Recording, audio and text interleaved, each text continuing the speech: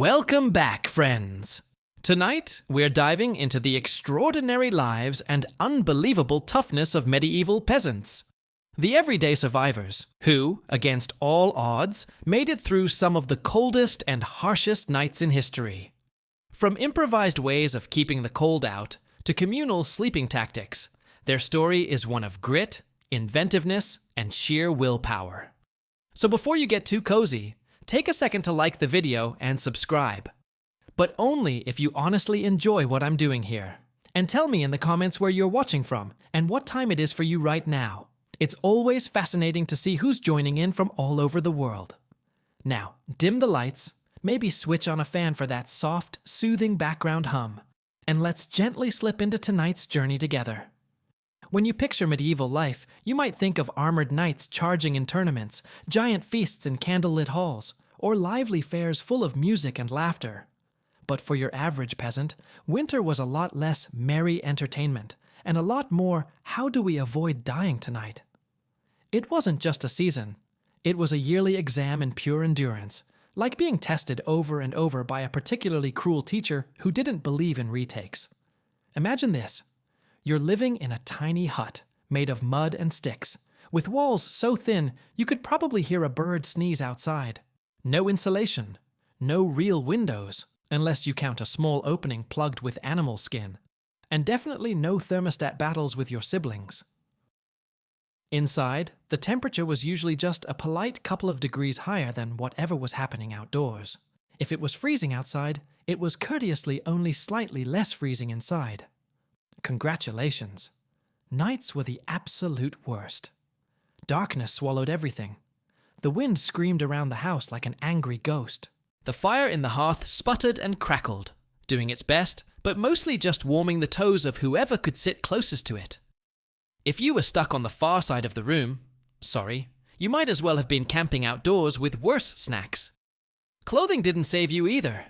Peasants didn't have luxurious fur coats or fluffy goose-down blankets.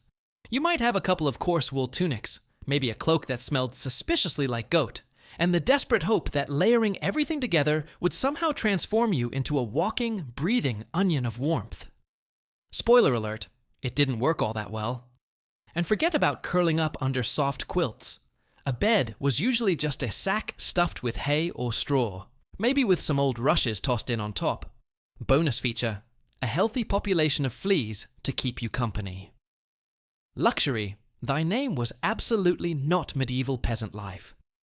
The cold wasn't just uncomfortable, it was outright deadly. Frostbite, hypothermia, and simply freezing to death were constant threats, especially for small children and the elderly. Every morning you woke up still breathing was basically a small miracle, worth celebrating with a slightly less frozen turnip for breakfast. So no, surviving a medieval winter wasn't about comfort.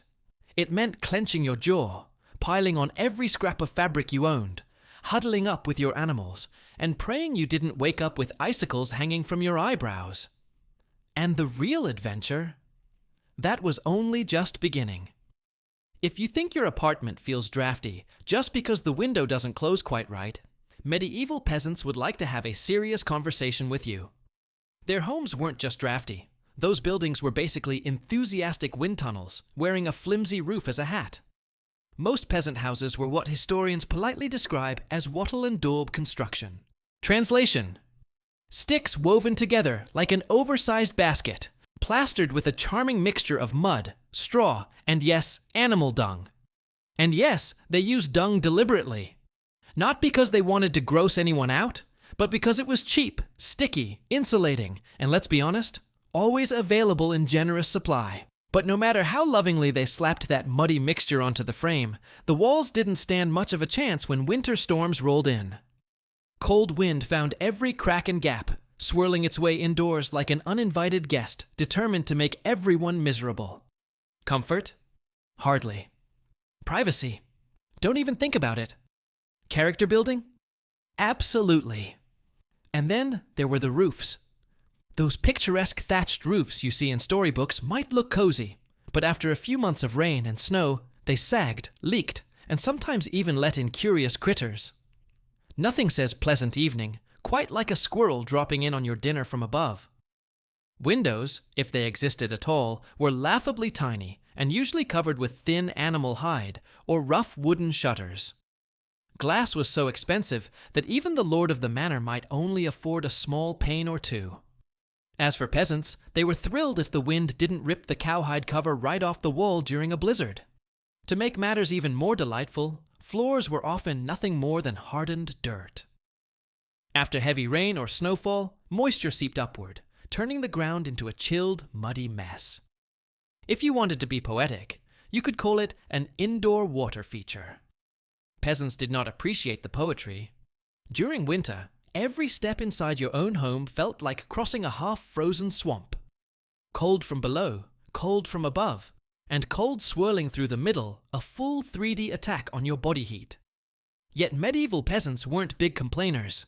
They stuffed moss into cracks, jammed old rags into the worst gaps, and clustered together to share body heat nature's backup insulation. Creativity, stubbornness, and maybe a bit of sheep grease work together to keep them from turning into medieval popsicles. Because when your house is crumbling, and your best defense against icy winds involves mud and goat hair, sometimes the only thing left to do is laugh about it, if your teeth aren't chattering too hard to manage it. As if the icy air swirling through their homes wasn't enough, medieval peasants also had to contend with a silent enemy creeping up from below, the frozen ground itself. Floors back then weren't really floors at all, more like slightly flattened patches of earth inside the house. If you were fortunate, someone had tossed down a layer of straw or old rushes to give the illusion of comfort. But make no mistake, you were sleeping just one flimsy barrier away from cold, unyielding dirt. And that cold was relentless. It seeped upward like a sneaky little ghost, threading through the straw, crawling into your bones, and settling deep into your soul. If you dropped something onto the floor during a winter night, congratulations! It was now part of the permafrost until spring. Peasants tried to battle this creeping chill in a few creative ways. One tactic involved spreading thick mats of straw over the floor, provided you had enough or could borrow some from a neighbor's field without getting caught. With a decent layer, you might get an insulating cushion. But straw flattened quickly, grew mold with impressive speed, and added a constant crunchy soundtrack to your already uncomfortable nights. Some homes preferred dried rushes instead. Families would regularly toss fresh rushes on top of old ones, without bothering to clean anything out. Over time, this created a vibrant ecosystem of decaying plants, fleas, and whatever tiny creatures decided to take up residence. Think of it as medieval carpet padding. If your carpet was alive, slightly damp, and smelled faintly like a soggy dog. Beds didn't exactly fix the problem either. A bed was usually just a wooden frame stuffed with more straw or hay. Instead of a soft mattress, you got layers that poked, shifted, and crunched, offering minimal protection from the cold rising from beneath. Tossing and turning at night wasn't about getting comfortable. It was a desperate attempt to keep blood moving and prevent one side of your body from freezing solid. The truth is, medieval peasants never really defeated the icy ground. They simply learned how to exist slightly above it. A good night's sleep had nothing to do with comfort or luxury. It meant waking up with all your toes still attached. And if you managed that, you were doing better than many. If medieval homes had a single hero during the darkest months, it wasn't the sagging roof or the draft-riddled walls, nor even the muddy insulation smeared with good intentions. No, the true champion of winter survival was the hearth. That stubborn, crackling fire pit was the only real defense against the cold, the darkness, and the heavy gloom that settled over medieval life like a damp cloak. At the heart of nearly every peasant dwelling sat a humble fire. Not a fireplace with stones neatly arranged, not a tidy chimney carrying smoke upward into the night. Just a simple pit or a circle of rocks holding glowing embers and half-burned logs. Above it, smoke curled into the room, filling it thickly enough to make you wonder if you were slowly turning into a smoked ham. That's because most homes didn't have chimneys at all. Instead, the smoke drifted upward and sideways through random gaps, cracks in the walls, and holes in the roof, or directly into your lungs if it felt like taking a more personal route. It wasn't great for breathing, and it definitely didn't help your life expectancy, but it did have one upside. Smoke fumigated the house. See, fleas, Insects and other unwelcome visitors didn't stand a chance when you lived in a perpetual smoky haze. Pest control achieved by marination. The hearth wasn't only the heating system, it was the kitchen, the lighting source, and, in many ways, the medieval equivalent of television. People gathered around the flames to tell stories, gossip about neighbors, or simply stare into the fire because there was nothing else to do once the sun went down. Keeping that fire alive wasn't a luxury. It was a matter of life and death. Letting the flames die overnight was like hanging a welcome sign for the cold to come inside and finish the job. And restarting a fire in winter wasn't remotely as simple as lighting a match. You had to work flint and steel, coax a single spark into life, and then feed it with precious dry kindling you might have already burned days earlier. Every member of the family had a role to play.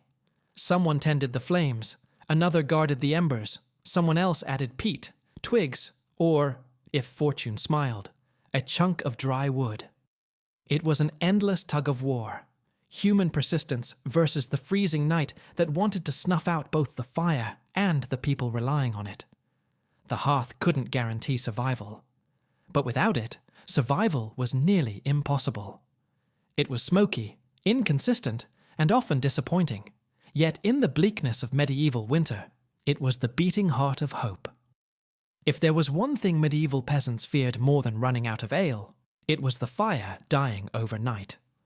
Without that fragile lifeline of warmth, the cold crept in faster than a tax collector after harvest, and no one wanted to face the biting chill of dawn without embers to revive.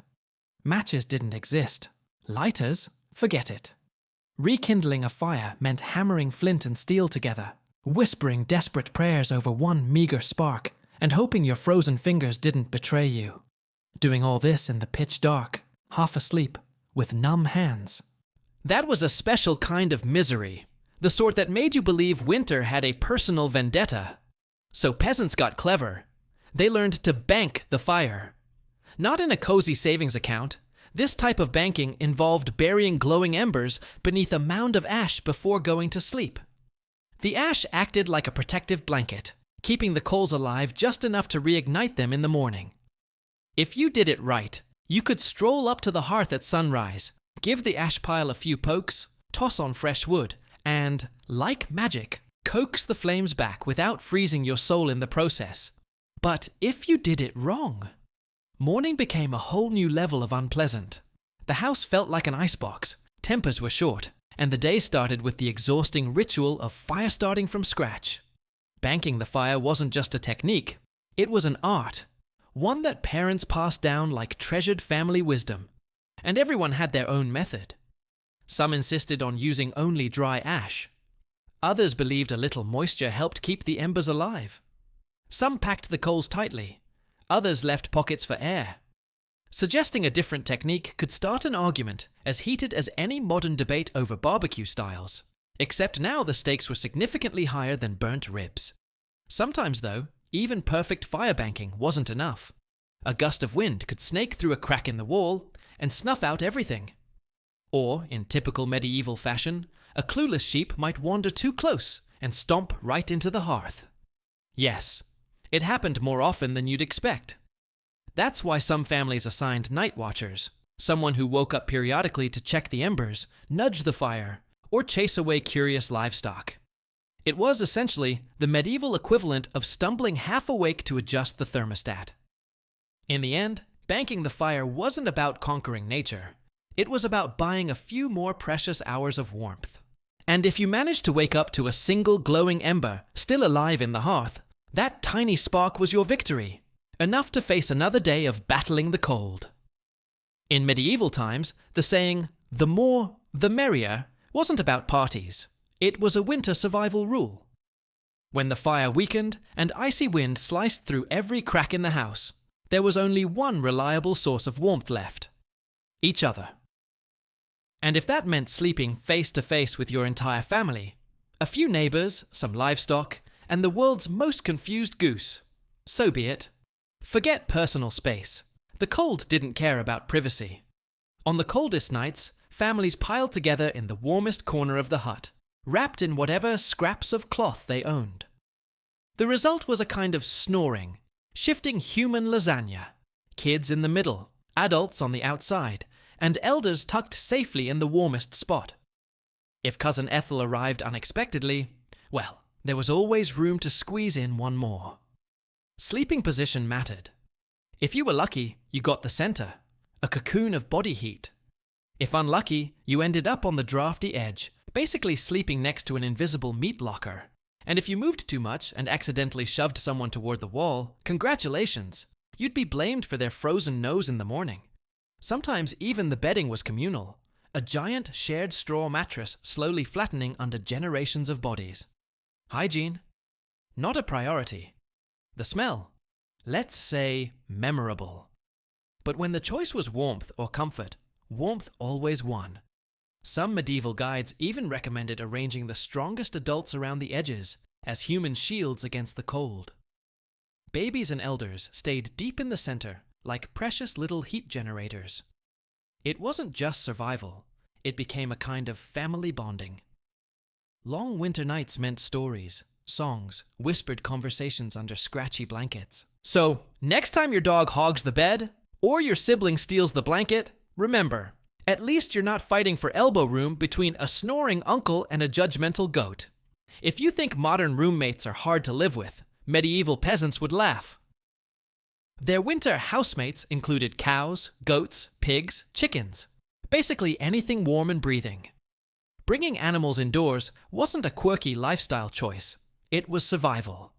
Livestock gave off precious heat, and in a drafty hut where the wind howled louder than your stomach, every degree counted. At night, the house became a chaotic furnace of snorting, clucking, and shuffling. Chickens napped in corners, pigs sprawled wherever they pleased, and cows leaned comfortably against the walls like they owned the place. The smell was legendary, a powerful blend of smoke, sweat, damp straw, and barnyard aromas strong enough to stun a grown man. But peasants didn't complain. Warmth trumped scent. Animals had their preferred spots, cows closest to the family for maximum heat, goats sneaking even closer, because goats never respected boundaries, chickens perched overhead, pigs doing whatever pigs wanted. Of course, this setup had hazards. You might wake up to a chicken using your hair as a roost, or step barefoot into something unpleasant. Medieval mornings came with surprises. Still, peasants understood the math. Cold kills, cows don't. A warm cow's breath could mean the difference between surviving the night or losing toes to frostbite. And when winter clenched its icy fingers around the village, even a slightly drooling bovine was a welcome bedfellow. In the medieval survival playbook, dirt wasn't just filth, it was strategy. Staying clean in winter wasn't practical, and in many ways, it was dangerous. Freshly washed clothes, especially linen, lost the natural oils and grime that made them thicker and more wind-resistant. Clean fabric breathed too well, which was the last thing you wanted in freezing air. As peasants went weeks without washing their clothes, layers of sweat, oils, and mud built up, clogging the weave of the fabric. The result? A crude but effective form of insulation. Dirty clothes trapped heat better. You smelled like a damp goat, but you stayed alive. Bathing was rare, laundry even rarer. Soap was expensive and usually saved for special occasions. A visit from the bishop, a wedding, or death. Most people simply kept layering new garments on top of old ones until they were practically walking archives of the past month. To outsiders, this looked like complete disregard for hygiene, but peasants knew the truth. A crusty, grimy tunic could mean the difference between frostbite and survival. And honestly, when everyone smelled equally terrible, no one noticed. In winter, dirt wasn't failure. It was a medieval version of thermal wear, just earthier, smellier, and surprisingly effective. If you imagine medieval peasants drifting off on soft feather beds under embroidered quilts, think again. Their beds were far more rustic, as in a sack of dried plants and a prayer. Most people slept on wooden frames, topped with bags stuffed with straw, hay, or old rushes. That was the entire mattress. No springs, no padding, nothing to keep the sharp edges from poking you in the ribs at 2 a.m. Every shift in position produced a loud crunch, followed by a stab of discomfort and the distinct smell of barnyard life. Some peasants didn't even bother with a frame and simply threw straw directly onto the dirt floor. A modern influencer might call it grounded, nature-connected sleep. Medieval peasants called it survival. Straw beds flattened quickly, grew moldy, and attracted fleas, lice, and all sorts of unpleasant company. Refreshing the bedding was a big event, usually done only a few times a year, or when the mattress started moving on its own. Rushes were another option. People sometimes mixed them with herbs like lavender to mask both the livestock smell and the "I haven't washed in months" aroma. The nice scent lasted about a day. Despite the discomfort, these beds mattered. They created a tiny insulating buffer between you and the frozen earth. And when everybody piled on together, their combined body heat turned those scratchy heaps into the medieval version of central heating. So the next time you sink into your plush mattress, know that somewhere in history, a peasant with half his teeth missing is muttering, "Must be nice." When your home is made of sticks, mud, and sheer optimism, winter drafts aren't just annoying. They're enemy attacks. Medieval peasants had to fight the cold, not just outside, but inside their own walls, plugging endless holes that seemed to multiply overnight. Walls warped, mud crumbled, thatch shifted. The wind found every crack like it had a personal grudge. Sealing the house became a yearly art project. Peasants stuffed gaps with moss, scraps of cloth, straw, dry grass, anything soft enough to jam into a hole. Some even smeared extra layers of mud and dung onto the outside walls as a winter upgrade, standing there in freezing weather, slapping on cold manure and convincing themselves it counted as home improvement. The roof was another battlefield. Thatched roofs weren't waterproof, and after months of storms, they sprouted leaks everywhere. People plugged holes with whatever they had, cloth bundles, reeds, or desperate chunks of sod ripped straight from the nearest field. Eventually, many homes looked like half-finished patchwork quilts held together by hope. Doors and windows were barely barriers at all. A window was often just an opening covered with animal hide or thick fabric soaked in fat to block drafts, and to fill the house with the subtle aroma of mystery meat. Doors hung loosely, rattling in the wind like they were trying to escape. Every night became a race against the cold. One moment you felt almost warm. The next, a sudden breeze blasted through a mist gap and slapped you awake like winter's icy hand. But peasants didn't give up. They stuffed, patched, and reinforced their homes with stubborn determination, refusing to accept slightly frozen as a permanent condition. In the end, they survived winter, one fistful of mud, one scrap of cloth, and one patched hole at a time. When winter nights grew so cold they kept you awake, medieval peasants didn't expect everyone to sleep at once. Instead, they developed a simple but effective survival tactic: sleeping in shifts. It wasn't some organized military rotation. No whistles, no schedules pinned to the wall. It was pure necessity. Half the household slept, while the other half stayed awake tending the fire, plugging new drafts and keeping the embers alive. The fire needed constant attention. Unwatched, it would fade, and restarting it meant misery, frostbite, and a dangerous struggle with flint and steel. So families rotated through the night. You slept for a few hours, got nudged awake, and stumbled to the hearth to poke the fire back to life while trying not to trip over a pig or step on someone's foot. There were no snacks, no comfort, no 5 more minutes. Just smoke, exhaustion, and cold toes. Children old enough to hold a stick were drafted into service. Grandparents often took longer shifts by the fire, both because they had experience and because getting up and down from straw bedding wasn't exactly a quick process for them. And when it was your turn to sleep, good luck finding peace. People moving around, animals rustling, wind rattling the walls, and cramped bodies shifting against each other. Restful sleep was rare. Still, the system worked. Someone was always awake to guard the fire, chase off drafts, and make sure the hearth didn't die.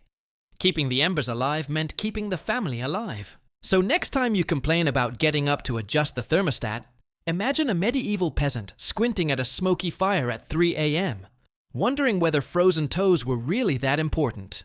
When the cold grew harsh enough to sting your lungs, medieval peasants didn't just rely on layers and fire. They even changed how they breathed to stay alive. Breathing deeply through the mouth pulled icy air straight into the chest, and in a world where pneumonia could kill you faster than you could fetch a priest, that was a risk no one wanted.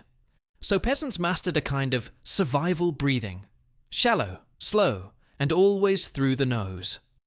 The goal was simple: warm the air slightly before it reached the lungs. It wasn't perfect, but it kept people from coughing themselves into an early grave. Accidentally gulping a mouthful of freezing air? That could mean a week of hacking misery, with no doctor around, just grandmothers boiling onion tea and prayer.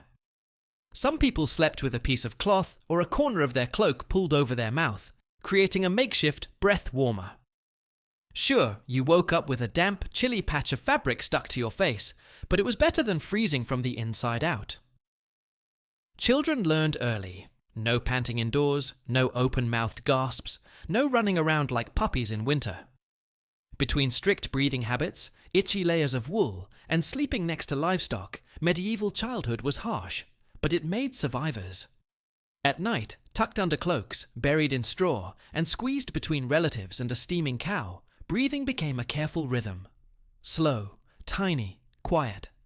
Like a grim medieval form of yoga, if yoga came with frostbite and the ever-present scent of goats.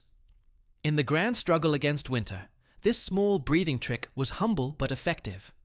One cautious inhale at a time, peasants pushed through the long frozen nights. In the endless winter struggle, medieval peasants discovered an unexpected ally: a full stomach. One of the simplest ways to stay warm was to eat something heavy before bed. The logic was basic. Digestion generates heat, and in a freezing hut, any internal warmth was priceless. So what did peasants eat to prepare for the night? Thick vegetable stews made from turnips, onions, parsnips. Whatever the land could still offer. Grains were essential. Oat porridge, barley gruel, dense rye bread. On lucky days, maybe a sliver of salted pork or dried sausage found its way into the pot. This wasn't gourmet comfort food. It was one large, often brown, heavy meal, designed to sit in your stomach like a friendly hot brick, slowly burning through the night. The goal wasn't flavor, it was endurance. Foods that took longer to digest provided a slow, steady release of warmth. Fatty foods were especially prized because they kept the body working longer. A belly full of stew and bread could mean the difference between shivering awake all night or surviving until dawn. Parents insisted their children eat heartily, even if they didn't want to. Nobody cared if little Thomas hated turnips. You ate them, or you froze thinking about them. Of course, a heavy meal before bed sometimes led to strange dreams fueled by a stomach working overtime to process an entire field's worth of vegetables. But it was worth it. Peasants weren't aiming for culinary satisfaction. They were aiming to live. And if that meant going to bed full, bloated, and breathing carefully under a blanket while a cow warmed your back, that was just the medieval recipe for survival. Long before heated blankets or electric mattresses, medieval peasants relied on simple ingenuity to add a little warmth to their frigid nights. Two unlikely heroes emerged: the haybox and the heated stone. The haybox was basically a medieval slow cooker. Peasants lined a sturdy wooden box with thick layers of hay and placed a pot of hot food inside. The hay trapped the heat, keeping stew or porridge warm for hours without needing to revive the fire. Practical, clever, and fuel-saving. But the real winter treasure was the heated stone. Before bed, someone, usually whatever unlucky child lost the nightly argument, would toss a flat stone directly into the hearth. Once heated almost to the point of being dangerous, it was pulled out with tongs or sticks, wrapped in rags or tucked into a clay pot and placed under the bedding. A medieval heating pad, primitive but wonderfully effective. Of course, there were risks. Wrap the stone poorly, and you'd set your bedding smoldering. Drop it on your foot, and winter injuries suddenly had nothing to do with ice. But when everything went right, that stone radiated warmth for hours, making the frozen straw bed almost bearable. In a world where your house was basically a wind tunnel and your blankets smelled like livestock, a single warm stone tucked under hay felt like luxury. It wasn't glamorous, but in the battle against winter, a hot rock was sometimes the closest thing to comfort peasants ever knew. In a medieval peasant home, the hearth wasn't just where you cooked. It was practically a family member. Temperamental, smoky, unreliable, but absolutely essential. And when it came time to sleep, your position around the fire could decide your fate. The closer you slept to the flames, the higher your chances of waking up unfrozen. Sleeping arrangements weren't about comfort or preference. They were survival strategy. Infants, elders, and anyone sick or fragile were placed closest to the fire. They were the most vulnerable and needed the most heat. Parents, older children, and sturdier adults formed a protective ring around them, like layers of human insulation. It wasn't affection, it was math. But sleeping too close had its own dangers. Singed hair, smoldering cloaks, or waking up to the feeling that your face was being slow roasted. Too far, and you might as well have slept in a barn. The fire didn't warm evenly either. It mostly heated whoever sat right in front of it, while everyone else fought over the narrow beam of warmth like lizards scrambling for a sunspot. Those lucky enough to face the fire fell asleep with one side blissfully warm and the other side frozen stiff. Animals joined the struggle too. Dogs squeezed in dangerously close to the flames, tails flicking near open fire. Chickens perched on stones at the hearth's edge, clucking softly like tiny feathery sentries of warmth. Everyone, human and animal, gravitated toward that fragile oasis of heat. Each pop of the fire, each glowing spark, was a reminder. You are still alive. You are still warm. For now. And so peasants drifted into uneasy sleep, wrapped in smoke, heat, and cold shadows, clinging to whatever warmth the fire could offer. It wasn't cozy. It wasn't peaceful. But it was survival. One glowing ember at a time. Even with fires, layers, animals, and clever tricks, medieval peasants understood one brutal truth. The cold always won eventually. So they prepared their bodies as best they could by toughening themselves long before winter arrived. People spent most of the year outdoors, working fields, tending animals, hauling water, chopping wood. Their bodies adapted to temperature swings that would make a modern person curl up and whimper. By the time winter came, peasants were already hardened by months of wind, rain, and raw exposure. Children grew up in the cold from day one, running barefoot through mud, splashing in icy streams, helping with chores at dawn. All of it built a natural resilience. By adulthood, a chilly draft or a frosty morning barely registered. But even toughness had limits. Frostbite, coughs, aching joints, and numb fingers were constant companions. People learned to recognize warning signs early, when to stop working, when to cover their ears, when to warm their hands before they lost feeling entirely. Pain was normal. Discomfort was normal. Nobody expected life to feel pleasant. They only cared that it continued. Still, this cold hardiness made peasants surprisingly resilient. They moved through winter with a quiet endurance, knowing that complaining didn't make the frost go away, and that the only real cure for freezing was spring, whenever it chose to come. In the end, medieval toughness wasn't some heroic trait. It was simply what happened when survival demanded more from your body than comfort ever could. Despite all these hardships, medieval peasants didn't just survive winter. They built their entire rhythm of life around it. When the fields slept under layers of frost and snow, people turned inward. Homes became workshops, gathering spaces, and makeshift fortresses against the cold. Winter was the season of mending, repairing tools, patching clothes, tightening roof beams, twisting rope, sharpening blades. Everything needed constant attention, because spring demanded readiness. Families sat around the smoky hearth, working side by side, the dim firelight flickering across tired faces as they carved, wove, stitched, or braided by hand. It was also the season of stories. With nights stretching endlessly, and the world outside too dangerous to wander, oral tradition flourished.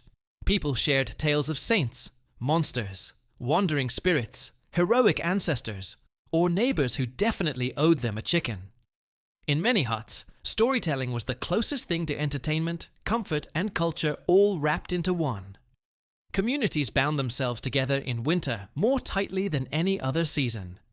Neighbors checked on each other, shared food, shared warmth, shared news. If someone's roof collapsed under snow or their fire went out, others stepped in without hesitation. Isolation meant death. Cooperation meant spring. And through it all, life continued. Babies were born. Meals were cooked. Chores were done. Animals fed. Prayers whispered. The cold may have dominated everything, but it never fully broke them. For peasants, winter wasn't a romantic snow-covered landscape or a cozy holiday atmosphere. It was endurance. It was discipline. It was stubborn, unyielding grit. Every night survived. Every fire kept alive. Every sunrise met with aching muscles. All of it was a quiet triumph. And when the first thaw finally came, when the ice cracked and the air softened, it wasn't just a change in season. It was a victory. Proof that, despite the biting winds, the endless dark, the hunger, the smoke, the sleepless nights curled around livestock and embers, they had made it through another year. Medieval peasants were not fragile, helpless figures lost to time. They were some of the toughest human beings to ever walk this earth. Their winters were brutal, their homes humble, their comforts minimal. Yet they endured with resilience modern people can barely imagine. So the next time you shiver, because your apartment is a little drafty, or your blanket isn't warm enough, remember, a medieval peasant would look at your life, nod thoughtfully, and say, luxury. The Boston Tea Party was not chaos or drunken violence. It was a precise act of defiance executed under darkness. Boston Harbor became a giant, swirling brew, as thousands of pounds of East India Company tea stained the water black. Curious colonists tried to scoop up the soaked leaves, only to be stopped by the Sons of Liberty. Nothing would be salvaged. The protest was about principle, not profit. By morning, the smell of briny tea clung to the city. News spread instantly, and Boston split in opinion. Patriots felt fierce pride. Ordinary men had stood against the world's strongest empire. Loyalists, meanwhile, were horrified. Governor Hutchinson raged that this open defiance could ignite rebellion anywhere. Britain expected riots or protests, not calm, disciplined destruction of royal property. The loss totaled over $10,000, but the real damage was to Britain's authority. When news crossed the Atlantic, London erupted in fury. Parliament declared the act rebellion and passed the intolerable acts shutting Boston's port, stripping Massachusetts of self-governance, shielding royal officials from local trials, and placing soldiers throughout the city. Britain meant to crush resistance. Instead, it united the colonies. Supplies poured into Boston from across America. Outrage forged a sense of shared destiny. In 1774, the First Continental Congress met for the first time, 12 colonies discussing united action. They instituted a boycott of British goods and pledged mutual defense. Words like unity, resistance, and liberty, once whispered privately, now echoed openly. Britain intended to isolate Boston, but created a martyr instead.